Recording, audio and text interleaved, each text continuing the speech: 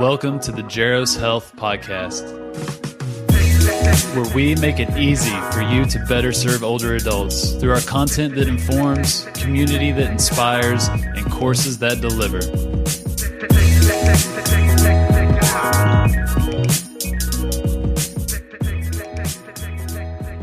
Welcome, y'all. My name is Dustin Jones. This is the Jaros Health Podcast. Today is a very special guest, Rick. Thick Rick, right? Thick That's your Rick. nickname? Thick Rick, Slick Rick, a bunch Slick of different names. Espindola. He is the head CrossFit coach here at CrossFit Maximus in Lexington, Kentucky, home of a big-ass fan as well. So for all you people that are working in gyms that have that fan, that comes from our hometown. It does. So Rick has been coaching me since I started back in November, as well as several other coaches. And he's going to be starting a new venture pretty soon. So I wanted to have him on just to talk shop. On Facebook Live, on Instagram Live, and then on the podcast as well. So just to get started, how did you get into fitness or CrossFit and kind of the trajectory of you becoming a coach? So we're going to rewind way back real quick. I've always been into fitness, into working out from middle school to high school, did basketball, did track, tried out for football, got hit real hard, never wanted to do it again. Yeah. When I got into high school, I started taking it a little more seriously, and I really fell in love with track. And I did that for a while. Was kind of setting myself up to break some records and maybe take it to the collegiate level. What events were you a sprinter? I ran, yes, I was a sprinter. So I did the 100, and I really loved jumping. Okay. Triple jump, long jump. So those are my two favorite things, and those are the things that I excelled at. And my senior year, I was kind of en route to try out for UK, maybe get a scholarship or whatnot, and had a UK recruiter come out. They were watching me. The day that the recruiter came out, I ruptured my patellar tendon in one of my long jumps. I didn't realize it was that day. Yep. So that's crazy. Take off on my run, everything was feeling great, and as soon as I jumped, I don't know why, but in my head it was like, this is not going to go well. Huh. And as soon as I start landing, right leg lands perfectly fine. Left leg, my foot kind of turned inward, and when I landed, it dug into the sand, and my knee kept tracking forward, and then I just heard a big old pop. Yeah. Got up, and I was like, I'm fine, I'm cool, whatever. And then I went to go do a quick little squat, just kind of squatted out, passed out. Wow. Woke up to a athletic trainer on top of me with a big old pin roller, trying to get my quad down because it had gone all the way up to my hip. Passed out again, woke up in the ambulance.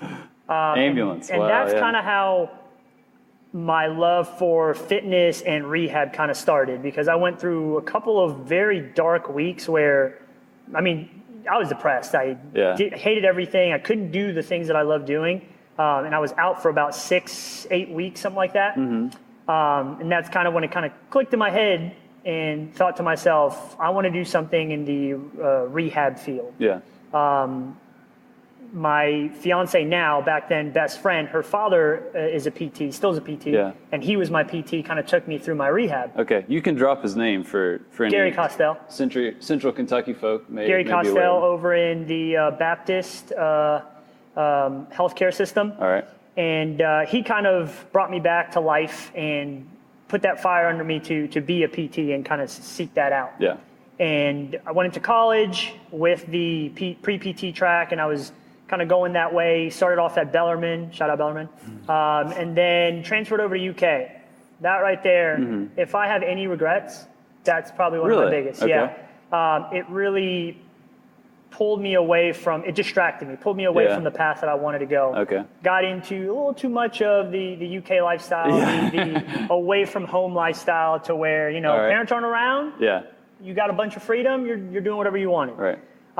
So I started leading a life that I probably shouldn't have, and kind of hit this dark spot in life where I was just like, what am I doing? I went into college with a purpose, and now I don't really know what I'm supposed to be doing. And I remember it was summer of 2012, and I was watching TV, and I see on ESPN something about CrossFit Games. I was like, what is that? That sounds super interesting.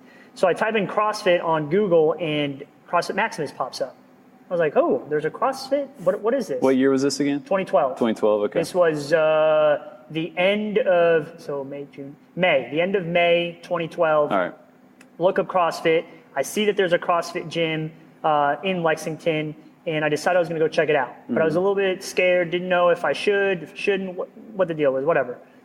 June 6th, remember to this day, June 6th, 2012. That's impressive. Made my way over to CrossFit Maximus, and I was like, I'm going to try this out. I did my first class with Kelly Kramer, who's still a coach here. Yeah, she'll be on the podcast eventually. Yeah, she just finished my 9:30 class, just left. She was my first coach. She was my academy. The academy was the intro class. I took that class, and everything just kind of came back from high school, like the two-a-day trainings and those really, really tough summer days. I finished that workout, and I was like, holy crap, this is it. This is what I want to do. Yeah. And since then, kind of straightened myself out a little bit, found a purpose again, if you will. Yeah. And I've been doing CrossFit since 2012. I mean, that's kind of where I fell in love with CrossFit. Okay.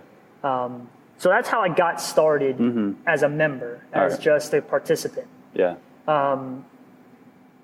All throughout college, I was doing CrossFit, and it wasn't as popular back then in this Lexington area. So a lot of my friends were like, what are you doing? What is this? This looks crazy. None of my friends really did it, so it was just me. So I was kind of alone. And then I started building friendships here. And I want to say it was like maybe late 2013 where I thought to myself, I could see myself doing this. Yeah. Like coaching, doing this, opening a gym. That's kind of the dream that every CrossFit coach going into it. I want to open my own place. Right. Little did I know that is significantly harder than expected. You can start one. But to keep it going is insane. I mean, I had a little bit of taste of that when I moved up to Massachusetts. We can get into that in a minute. But opening your own gym is like one of the hardest things. And people are like, yeah, I'll just go get my 2-day certificate and just open up a gym. It's like, no, you won't. Yeah. I mean, you might, but it's not gonna be open very long. Yeah. There's so much thinking, so many logistics, so many different components that go behind running a successful gym. Right. It's not just opening it and having the best equipment, because nobody cares about that. Yeah. So the coaching side, when you started to coach, what were, let's say like a couple, I know there were tons of lessons, but like what were the biggest 2 to 3 lessons that you learned the hard way when you had to get people to do this type of stuff? Which, I mean, many of you all could relate in terms of like a group type setting where you're trying to educate people on complex movements, and you've got varying levels of health literacy, of movement literacy, of just coordination in the room. Like, that's very tough. So what was those 2 to 3 big lessons that you learned the hard way when you first started coaching? Boy, okay. I think my biggest one was developing trust with an individual. Ben Bergeron, who's he's huge in the CrossFit world. He owns CrossFit New England in Massachusetts. I went to one of his seminars, and he said something that has resonated with me since that day. This was back in 2015. You have to build an emotional bank account with individuals, right? I can be the most knowledgeable individual ever and randomly come up to you and say, hey, you want to do any one of these movements? This is what you got to do. And you're not gonna take a word of that. You're not gonna put it into play because we don't have that trust. We don't have that relationship for you to go, you know what? I'm gonna trust this individual. Yeah. And he spoke about an emotional bank account, which is setting up a relationship with a member, a client, an individual at your gym, to where you're not just taking them through the motions. You see them and you go, hey, how was your day?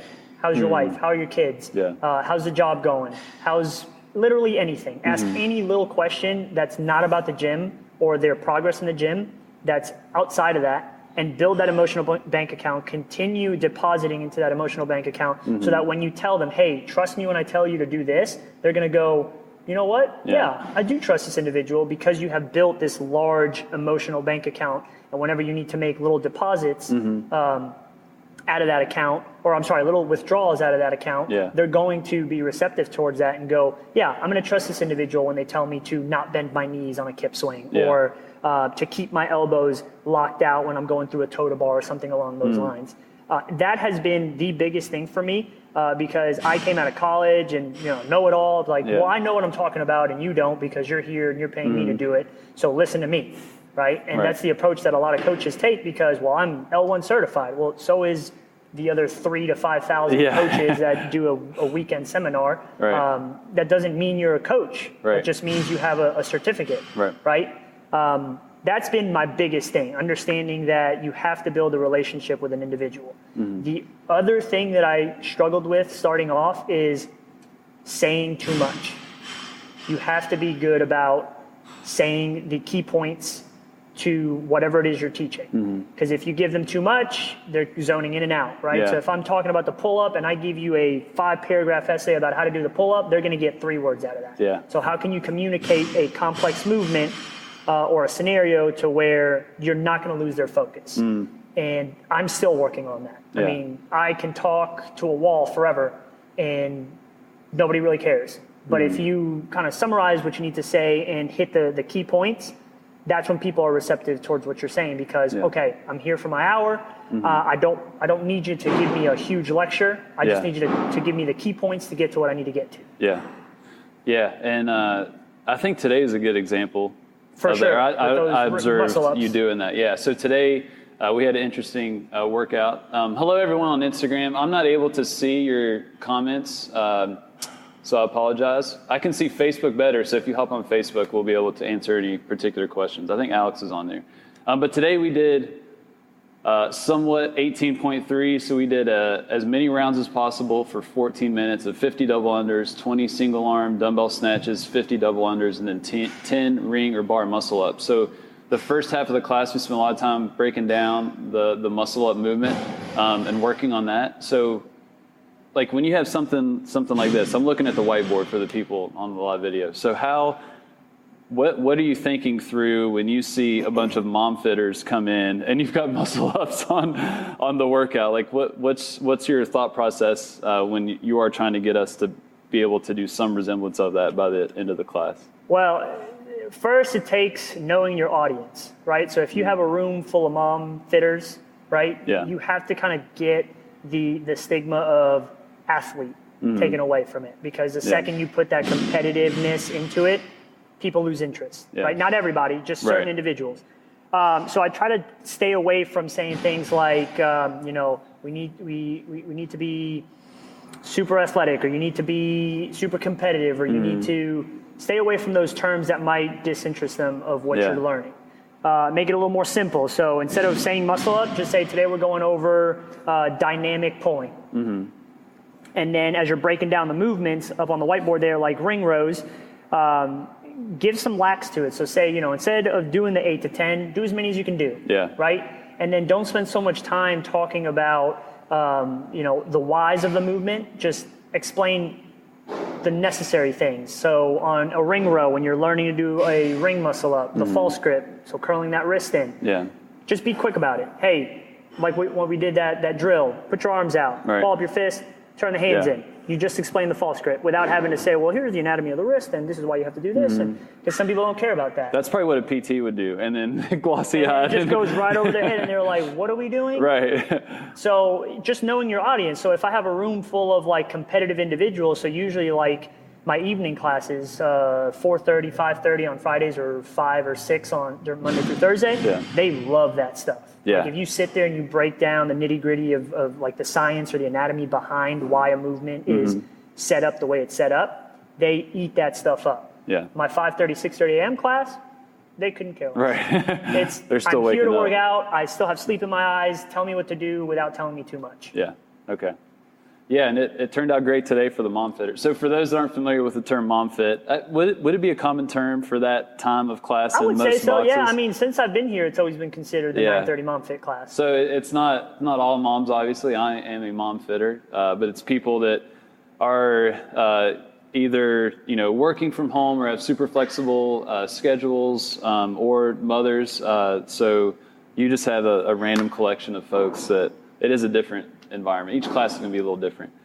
So with another thing that I've been very aware of is maintaining or building kind of a particular culture in the room of just, and even like today, of like the music selection of just when we were going through some of the skill sections, just kind of a little mellower type music, so it wasn't distracting, but people could kind of focus, and you kind of ramp it up at the end.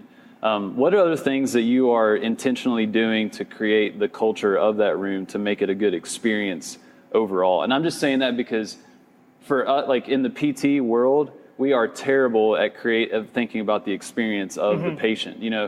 Jerry Durham is one that's really speaking to that in terms of how we interact with the folks, in terms of like the front office staff, how they interact with the patient when they walk in. But in terms of like the aesthetics of the PT clinic, the mood, the music, the lighting, just all these things that we can leverage to create a good, pleasant experience that'll probably increase the odds of them coming back, I don't feel like we're doing a very good job at. So yeah, what are your thoughts in terms of the class, creating that culture, that good experience? It really depends on the movement for me. A complex skill such as muscle ups, handstand push-ups, movements that are incredibly frustrating and take a long time to get down and understand. And it is something that I do very intentionally. I tend to set like lower beat per minute music or just something super soothing and relaxing. Whether it works for them or not, it's just it creates a better vibe, better feel in the environment. That way, you know, when they're going through the movement and they're learning the movement, they don't have music that's just ripping and roaring in the background. They can focus, they can take their time. Movements such as like a deadlift, right? Where you're doing like a 1 rep max deadlift, or you're just going heavy on a deadlift, and you want to, you know, crank up some Slipknot or just throw in some like Pantera or something crazy to just get people going, get them amped up. But more specific, like hard, complex movements, I'm always a big advocate of, hey, just slow it down. If you get the movement, you get it. If you don't, it's not a big deal, right? I'm also a big believer that movements such as a ring muscle up, a handstand push-up, they're not 100% necessary. It's a movement to just have. It's cool to have it, but you can still get the same stimulus of those movements with a less complex movement, right? A handstand push-up is just a pressing movement where you're isolating the arm a little bit, or the shoulder a little bit. You can do the same exact thing in a pike position. You can do the same exact thing with your feet up on a box. But the culture of CrossFit has it that, well, if I don't have the RX movement, then I guess it's trash. And that's kind of what CrossFit got into and what it's trying to get away from. With all of these changes happening in the CrossFit world, with Greg Glassman trying to kind of separate CrossFit games from CrossFit Inc. Period.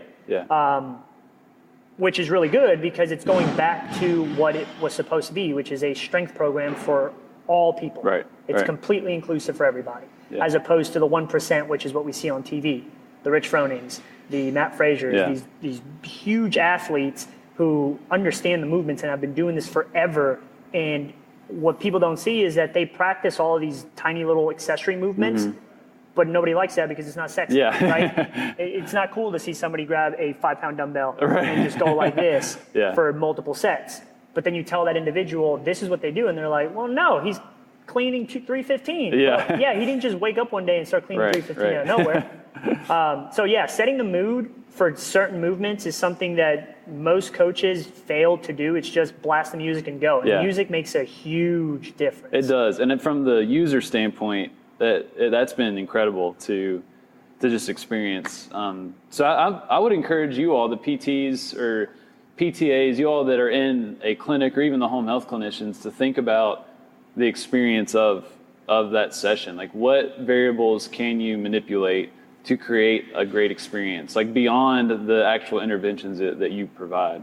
I think it's something that we can definitely, improve on.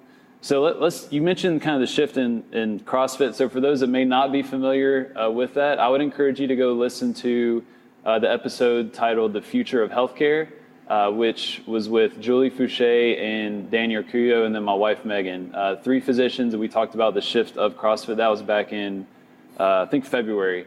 But check that out. But from the coach's standpoint, being here, we could talk specific to Maximus. When HQ made a lot of changes in terms of the website and funding of the games and cutting certain staff and all that stuff, I kind of came in kind of at the tail end of that, which is really why I came across it when I saw those changes. How have you seen that? Has that influenced this local box at all? And what would be your perception of just kind of the affiliates in general? Like, have those changes from on high kind of changed culture on the ground level? Yes and no. So, and here's why. So we've had athletes here who have gotten to be good enough to where they could have competed in regionals. And regionals, for those that don't know, is just certain sections of the U.S. and around the world. They go through the Open, which is a 5-week online competition. And then based on how you do in the Open, you would have made it to regionals to represent the region that you're from. And then the next step would be the games. Yeah. So back Which in the is day, not in existence anymore, regionals, no, regionals right? is no more regionals. So it's now sanctional events, depending on who wants to run a sanctional event. Back in the day when regionals was a thing, like I said, we had athletes here who were good enough to do well in the Open and make it to regionals. So their goal was, I want to go to regionals, not necessarily the games, because the games is a whole other animal. Yeah. When the announcement was made that regionals was being taken away, there was a little bit of a, oh man, well, I guess, what am I going to train 2 times a day for now? Yeah. Right? But the way that I kind of saw that is, just because there's no more regionals doesn't mean you have to stop your fitness. Yeah. If you enjoyed working out 2 times a day, because that's what you like doing, keep doing it. It doesn't matter if there's going to be regionals or not. So I would say those certain athletes, they got hit a little harder than the average individual, the average member that we have here. The average member doesn't really care about the Open. Yeah. We hype it up because it is a time for gyms to kind of throw little parties. The Friday, what we like to call Friday Night Lights. Yeah. The workout gets released Thursday night. Friday, we do the workout all throughout the day, and then Friday night we have that Friday Night Lights, where we get the community together and we take on this workout. We have some food, we have some drinks, all that good stuff. Yeah. So the community didn't really suffer. It was more of those athletes who were kind of in between that gray zone between just a regular member and not quite a games athlete. Yeah. They had their 15 minutes of fame, if you will. Okay. But I personally love the direction that CrossFit is taking because it's stepping away from glorifying the athlete, the 1%, the guys and girls that really put the time in to get to that position, and putting more emphasis on the everyday member, the 99% of all the other people that run CrossFit. Right. And it's really good because we're spotlighting those individuals more now, right? So there isn't such a glorified light placed on games athletes as there have been in the past. It's more of, hey, this is how you stay functional. Yeah. Right? You don't need to be snatching 315 pounds, but do learn how to snatch because it is a movement that requires full body awareness. Right? But don't be snatching if you don't know how to do a pull-up or if you don't know how to properly brace your core. So it's a lot of steps that you need to take to get to those higher level movements, as opposed to saying, well, this athlete here can do it. I want to be like him. Let me just do that. Right. Now they're kind of stepping back and saying, take the necessary steps to get to where you need to get to, injury free. Yeah.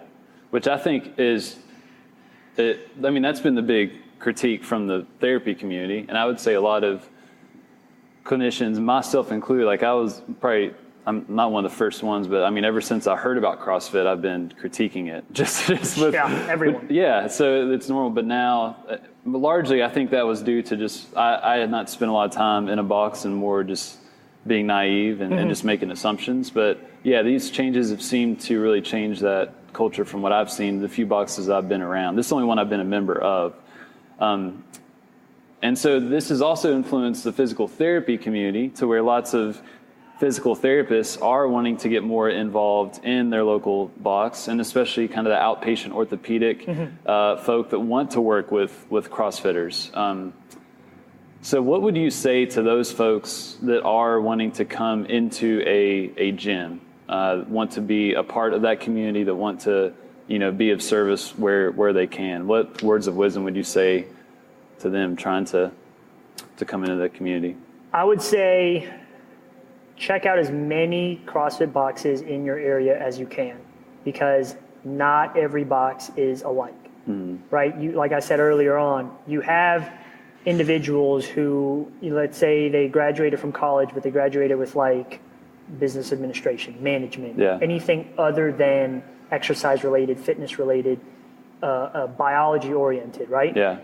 And you can go and get a CrossFit L1 Saturday, Sunday, pass the test, literally read the handbook front to cover, or cover to back, and pass the test. You'd be fine.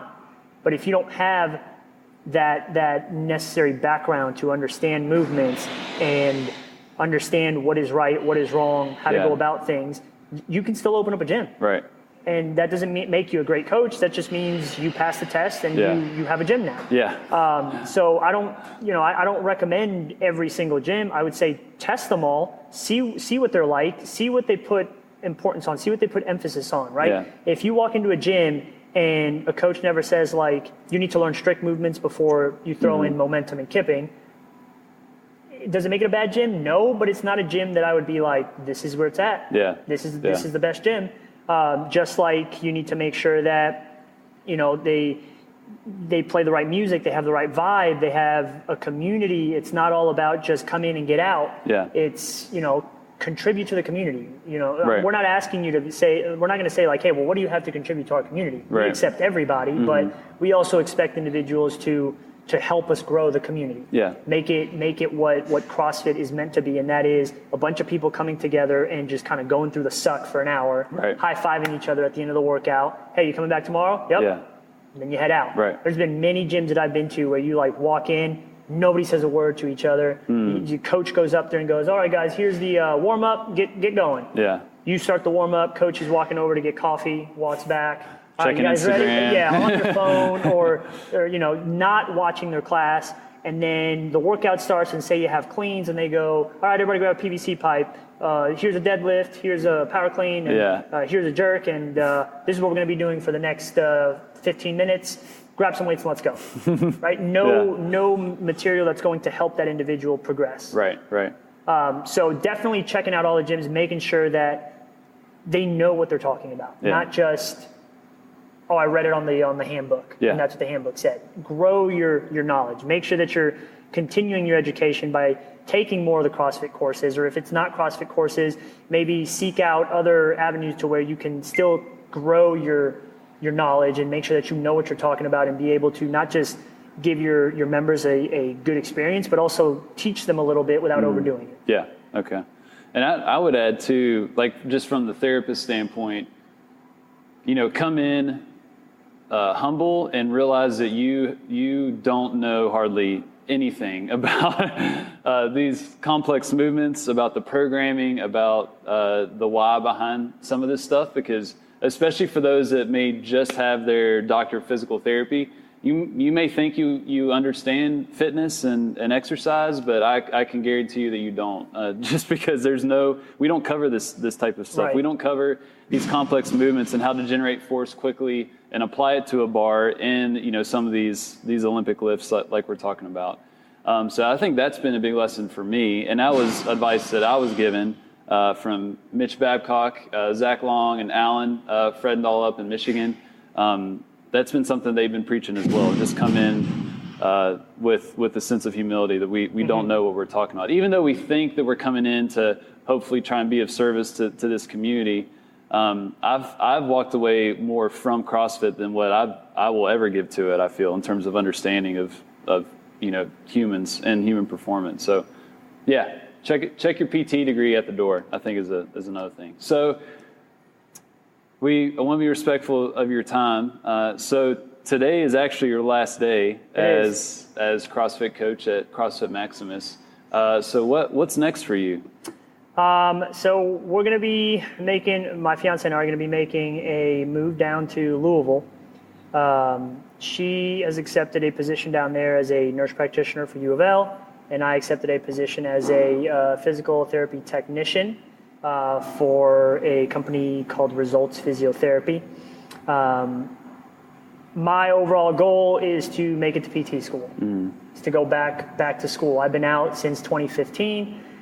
Every year since, when I graduated, I said I'm going to take a year and a half off, and then I'm going to try and apply again, or apply, period, and go back to school. Little did I know that getting into PT school is significantly harder than I made it out to be. So 1 year led into the next, and I started coaching here, and I started falling in love with what I was doing here and the community that we have built here. And all of those dreams that I had, all the goals that I had kind of fell behind, or I put them on a back burner there. And here recently, I applied for the 2020 cohort, 2019 cohort, which would have started for Bellarmine in May, and then all the other programs are going to start here in the next month or so. sent out all my applications last year, and unfortunately, I got back you're not given an interview, which was very humbling. Yeah. And that kind of made me take a step back and really think about everything and prioritize what I needed to do, and came to the conclusion that, hey, if grades aren't going to get you in, then you have to get experience in the field. And I spoke to Bellarmine rep. I spoke to the 13 other schools that I applied to, literally every single one of their counselors, and they all said the same thing. Yeah. Grades aren't there. Everything else is there. Yeah. I think your best bet is to either find part-time or full-time position as a tech, or just get yourself involved in the physical therapy field. Yeah. And I started sending out applications back in May. Didn't hear back from anything, and then it all just kind of happened so fast. Like blinked my eyes, and then I had a PT job. Yeah. Heard back from a clinic here in Lexington, and they said you got the weekend spot. Come out and help out on the weekends. And I said, awesome, let's do it. 2 days later, literally 2 days later, they called back and said, hey, we just want to let you know that a full-time position in Louisville has opened up. And we think you should take it because it'll really help. Kind of thought it over on the weekend, spoke to my family, my close friends, my fiance about what I should do. And, the decision was incredibly hard because it's a chapter of my life here that I had to close to start a new chapter. And I accepted the position and will be starting in like 3 days, this Monday. Awesome. The 19th. Yeah. Which I'm super excited about because I'm feeling really good about it, making sure that I'm taking the required steps to get to that dream of being a PT. Yeah. And I think anyone watching this would know that a GPA does not dictate the strongest clinician. That I would say more than 80% of your success as a clinician is how you interact with people. Outcomes are largely influenced about the experience that we create for our patients. And you need some knowledge, obviously, and you have that and some amazing experience here. But man, you're setting yourself up pretty well. So I just want to close just with, if you could just say, why do you want to be a PT? How would you answer that question? Like, what's the why behind? That's easy. Because you're leading this gym. It's been through some transitionary periods, but it's in a pretty good spot right now. There's a lot of stuff going on, and then you're going to pack up and go to Louisville to pursue physical therapy. It's like, why? That is, I don't even have to think about it. Yeah. I love working with people. Yeah. I rejoice in these small things, the little, I was able to walk again. Yeah. I was able to move my arm again. I have a client that I've been working with here that I've been working for the last 8 weeks who got shoulder surgery, elbow surgery, wrist surgery, all done at the same time. When I first got her in, she could barely move her arm this high, about that high. I was working with her PT and her physician and just kind of, hey, what can she do? What is she not allowed to do? Yeah. They have given me all the information that I needed, and in the 8 weeks that I have been working with her, she has full range of motion back. She can move her arm around, no more pain. She's got feeling in her arm again. That's awesome.